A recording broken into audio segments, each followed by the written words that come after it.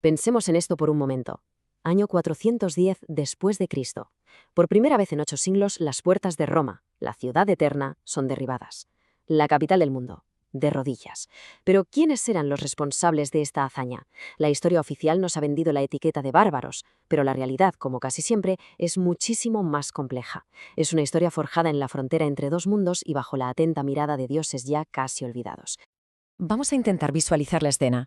Alarico, el líder de los godos, mirando las murallas de Roma.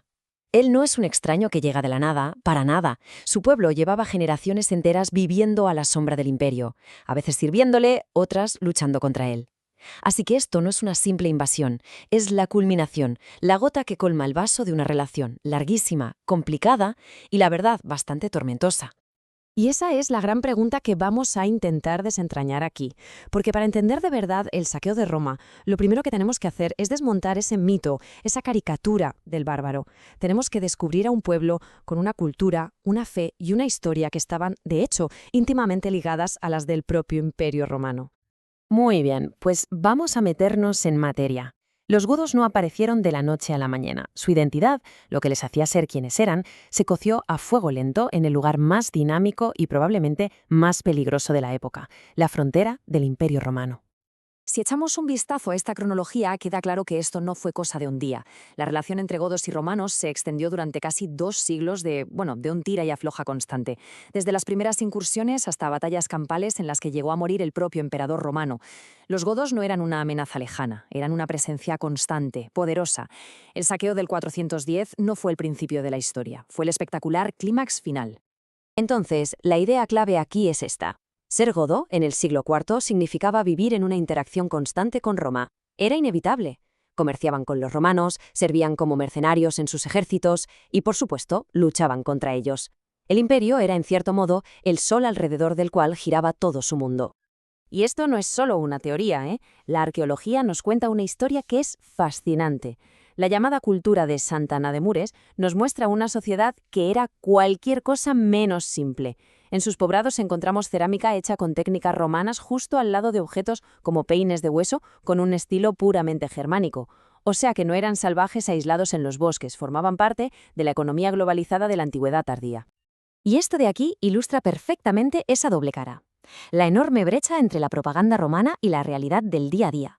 Para un senador en su villa de Roma eran bárbaros salvajes, pero para un general en la frontera eran los foederati, las tropas federados que eran absolutamente cruciales para defender el imperio. Eran a la vez la mayor amenaza y la única solución, una contradicción andante. Pero para entender de verdad a los godos, no basta con mirar su relación con Roma. Hay que mirar hacia adentro, a su universo espiritual, a un mundo poblado por dioses poderosos que compartían con otros pueblos teutónicos. Y ojo, esta no era una religión de consuelo fácil, era una fe que reflejaba perfectamente la dureza y la gloria de su mundo, un universo donde hasta los propios dioses tenían enemigos mortales y un final ya escrito del que no podían escapar. En el corazón de esta panteón teníamos a figuras imponentes como Odín, el padre de todos. Un dios de la sabiduría y la guerra, casi obsesionado con el conocimiento, hasta el punto de sacrificar un ojo por él. Luego estaba Thor, el campeón del pueblo, cuyo martillo protegía el orden del cosmos frente al caos de los gigantes. Y por supuesto, Freyr, el dios que garantizaba que la tierra fuera fértil y la comunidad próspera.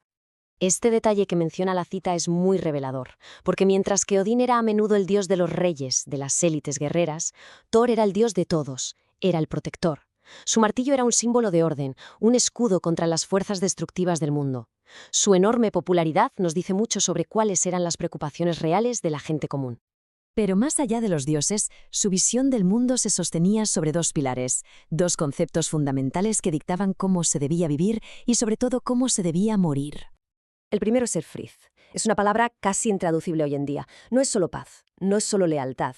Es la seguridad sagrada que existe dentro de tu clan, de tu familia. Es una obligación mutua que te une a tus parientes por encima de absolutamente todo lo demás. Todo tu honor, tu propia existencia, dependía de mantener ese frith. La historia de Gudrun es un ejemplo extremo pero potentísimo. Sus propios hermanos asesinan a su marido a quien ella adora. Ella se lamenta, los maldice, pero nunca actúa contra ellos. ¿Por qué? Porque el frith, el vínculo de sangre con su familia, es absoluto. es incluso más fuerte que el amor por su esposo. La respuesta de su hermano Hogni es brutal. Su dolor compartido como hermanos es lo único que importa. Ese vínculo es inquebrantable. Y por encima de todo y de todos, gobernaba el Waurs, el destino.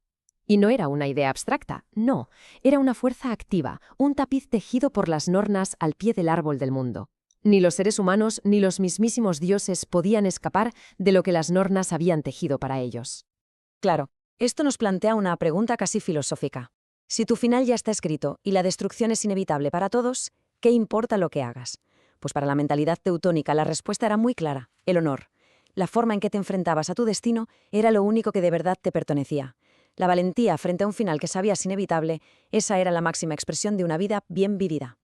Pero todo este mundo de dioses y destinos estaba a punto de colisionar con una fuerza transformadora que cambiaría a los godos para siempre.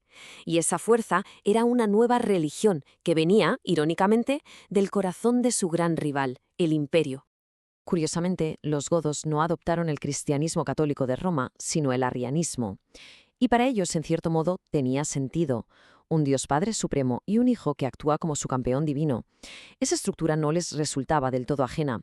Aquí la figura del obispo Ulfila fue absolutamente clave, porque no solo los evangelizó, sino que creó un alfabeto gótico para darles la Biblia en su propia lengua. El cambio fue sísmico, fue una revolución cultural total. Pensemos en el salto, de un mundo lleno de dioses inmanentes, presentes en la naturaleza, a un único Dios trascendente y lejano. De una lealtad suprema al clan a una lealtad a Dios y a la Iglesia. Y de la idea de un destino cíclico que acaba en la gran batalla del Ragnarok para empezar de nuevo, a una historia lineal, con un juicio final definitivo. Vamos, que su mundo se puso patas arriba. Sin embargo, el pasado nunca desaparece del todo. Los godos se convirtieron en reyes cristianos que gobernaban sobre antiguas tierras romanas. Sí, pero su espíritu guerrero, su profundo sentido del honor y la importancia de la lealtad personal, claros ecos del antiguo Frith, siguieron definiendo su forma de gobernar y de entender el poder. Y esa es la última reflexión que queda en el aire. Los godos no solo fueron el final de una era. Al fusionar su mundo con el de Roma, sentaron las bases de lo que luego sería la Europa medieval. Su historia no es una de destrucción, sino de transformación.